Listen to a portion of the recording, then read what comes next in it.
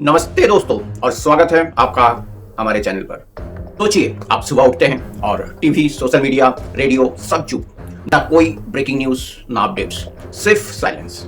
Army की कोई हलचल ओपनली विजिबल नहीं और बॉर्डर्स पर अनयूजुअल एक्टिविटी। क्या ये किसी बड़ी चीज की सिग्नल है?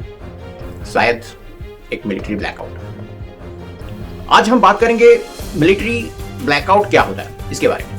तो चलिए समझते हैं मिलिट्री ब्लैकआउट क्या होता है और मॉक ड्रिल क्या होता है और मॉक ड्रिल में क्या करना चाहिए, इसका पर्पस क्या होता है और वर्क के पहले इससे क्या इम्पैक्ट पड़ता है लोगों और नेशंस पर। मिलिट्री ब्लैकआउट क्या होता है? मिलिट्री ब्लैकआउट एक प्लान्ड साइलेंस होता है जिसमें आर्मी ऑपरेशंस सीक्रेट बन जाते हैं, मीडिया पे कंट्रोल आ जाता है, कम्युनिकेशन नेटवर्क्स रिस्ट्रिक्टेड हो जाते हैं। ये एनिमी को कंफ्यूज करने और सरप्राइज एलिमेंट बनाए रखने के लिए होता है। साइलेंस का साइकोलॉजिकल इम्पैक्ट क्या होता है, क्या पड़ता है साइकोलॉजिकल इम्पैक्ट? जंग से पहले साइलेंस एक स्ट्रैटेजी होती है। एनिमी एंग्जियस हो जाता है, सिविलियन पैनिक स्टार्ट हो सकता है, स्पेकुलेशंस और र्यूमर्स फैलते हैं। सन त्ज़ू ने कहा था, all warfare is based on deception. Silence deception का टूल है। कुछ हिस्ट्रिकल एग्जांपल्स के द्वारा समझते हैं। World war two London, blackout orders दिए गए थे ताकि जर्मन बॉम्बर्स टारगेट ना कर सके। ऑपरेशन ओवरलोड, डी डे का नाम से जाना जाता है। हर मूवमेंट सीक्रेट रखा जाता था। डमी ऑपरेशंस कंडक्ट किए गए। इंडिया पाकिस्तान सन 1971 जब युद्ध हुए थे, press control and silence maintain. US invasion of Iraq सन 2003 में, sudden strike with no pre announcement, pure blackout. Russia Ukraine सन 2022, डिजिटल मिस इन्फॉर्मेशन और साइबर ब्लैकआउट एक्सटेंसिवली यूज हुआ। डिजिटल जमाना और ब्लैकआउट, अभी जमाना डिजिटल है, काफी चेंजेस आ चुका है। अभी क्या, अभी कैसे ब्लैकआउट हो सकता है? मॉडर्न एरा का ब्लैकआउट ज्यादा कॉम्प्लेक्स है।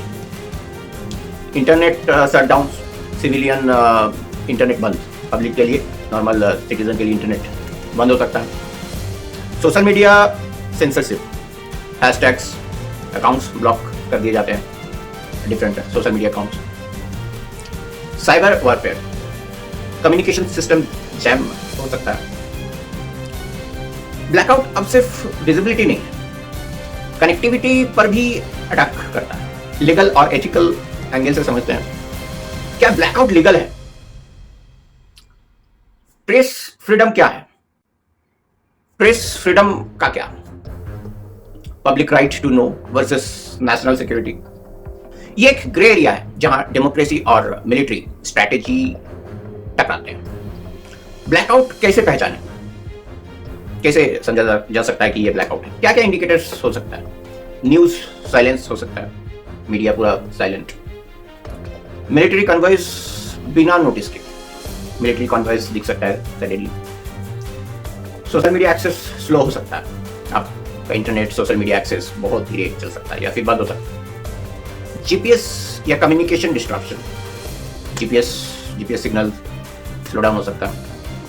ऐसे साइंस अलर्ट करते हैं कि कुछ अनयूजुअल हो रहा है। सिविलियन लाइफ पे असर, सिविलियन लाइफ पे क्या असर हो सकता है? मिलिट्री ब्लैकआउट का डायरेक्ट असर सिविलियन पर पड़ सकता है।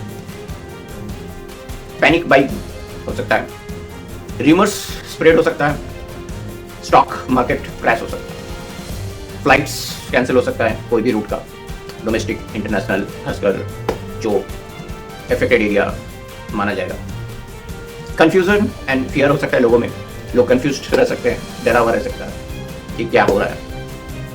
लोगों का ट्रस्ट गवर्नमेंट पर वीक पड़ता है जब इंफॉर्मेशन बंद हो जाता है। मिलिट्री ब्लैकआउट एक साइलेंट वीपन है जब कुछ भी ओपनली कम्युनिकेट नहीं किया जाता, तब स्ट्रैटेजीज सीक्रेटली इंप्लीमेंट होती है। अगले वार का पहला सिग्नल अक्सर एक ब्लैकआउट होता है।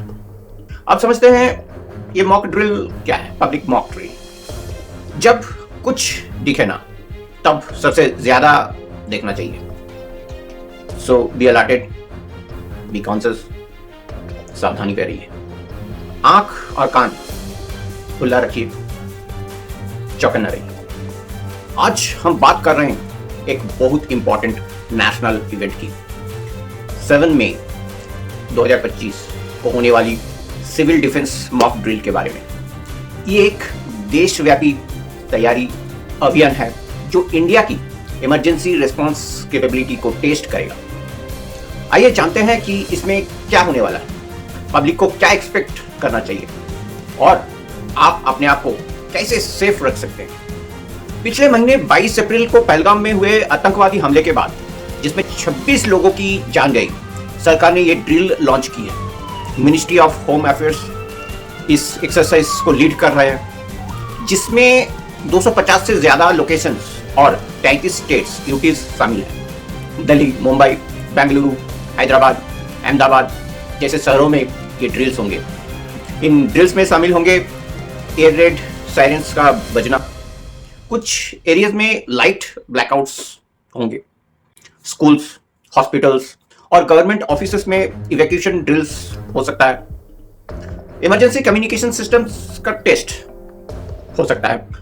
आप क्या कर सकते हैं इस ड्रिल के दौरान? इन्फॉर्म्ड रहिए, अपने एरिया में ड्रिल की टाइमिंग और जगह की updates local news, government sources से लेते रहिए। सायरन सिग्नल्स समझिए कि सायरन कैसा होता है। लंबी सायरन का मतलब होता है अलर्ट, तुरंत सुरक्षित जगह पर चले जाइए। छोटी सायरन का मतलब होता है कि all clear, green. Actively participation, आप एक्टिवली पार्टिसिपेट कीजिए। अगर आपके एरिया में ड्रिल हो रही है तो इंस्ट्रक्शंस को फॉलो करके पार्टिसिपेट जरूर कीजिए।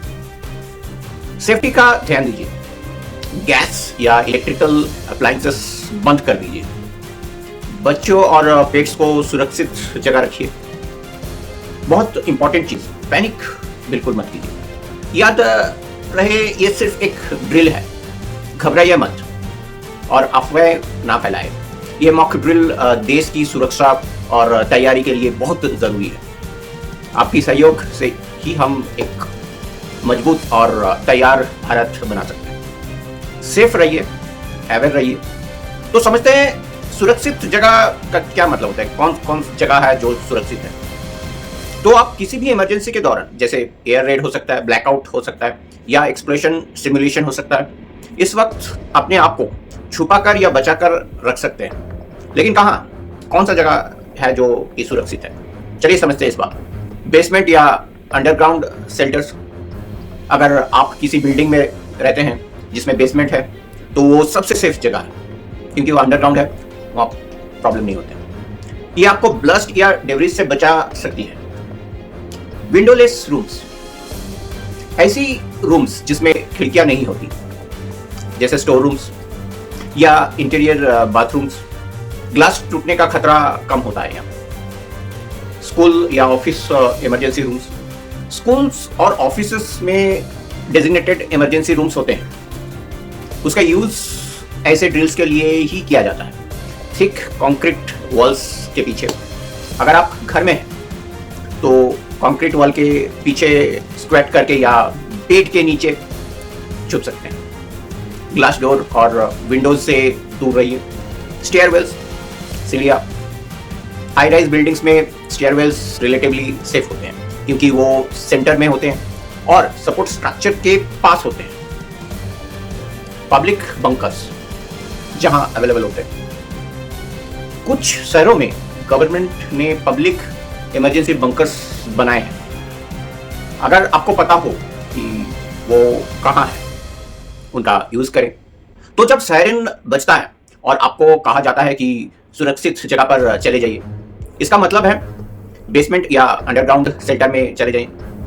ऐसे रूम में चले जाना चाहिए जहां खिड़कियां ना हो, जैसे कि स्टोर रूम या बाथरूम। स्कूल या ऑफिस में डेजिग्नेटेड इमरजेंसी रूम्स का यूज करना। घर में कंक्रीट वॉल्स के पीछे या बेड के नीचे छुप जाना।